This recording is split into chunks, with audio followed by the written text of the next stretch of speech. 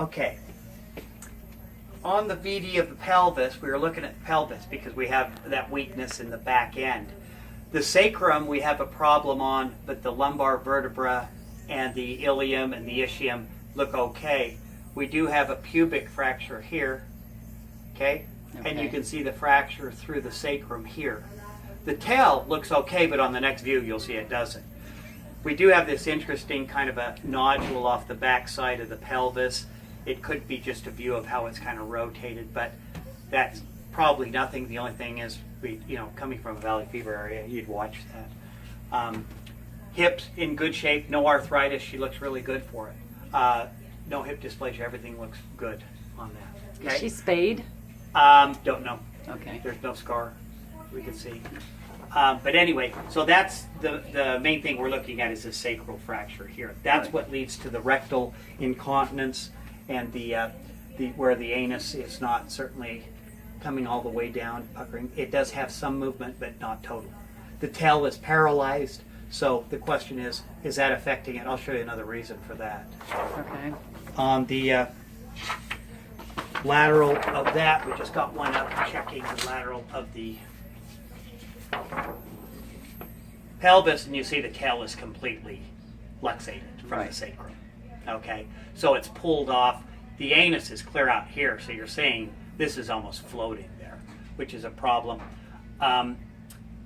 Right here, you can see the pelvis kind of comes down like this, so it's probably more separated there at the pubic symphysis more than it looks on the other view here. You can't really see with the tail, but it's probably two halves where it moves a little.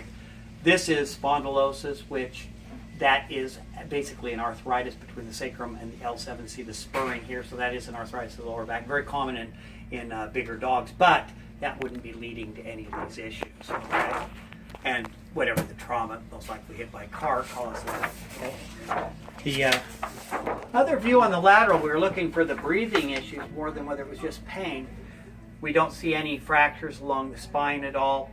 You can see she ingested bone. Here's the liver. The diaphragm does appear intact. It looks good. The trachea and the aorta coming off here looks okay. The one interesting thing on this is you'll see that the heart is really round, which means if we have, normally it'd be more oblong here, so we could have a problem in the pericardium of that. I don't know. Her breathing's a lot better, so ultrasound would ultimately be what you'd need to test that, which I don't have the ability to do, so that'd be something you'd be checking on. But this is all congestion and bruising in the diaphragmatic lobe. The cranial lobe looks okay. All right. Okay. So that's an interesting picture because normally it'd be like this and with that, but it could be not a problem on her.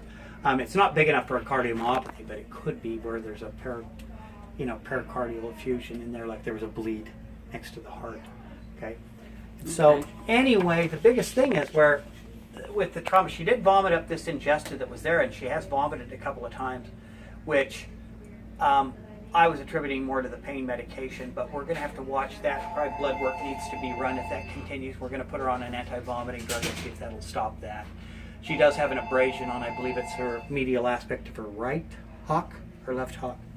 Anyway, the hock, and we're just going to see what that does, whether that we go into a full thickness or it just heals up uneventfully. You could have a necrosis of skin and separation there, but it should heal fine.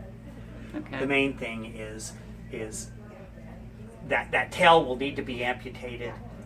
It's not a pressing issue. We'd like to see her certainly feeling better before that's done, although that will lead to where it gets kind of, she'll poop on it and things like that, so it's kind of messy. So you have to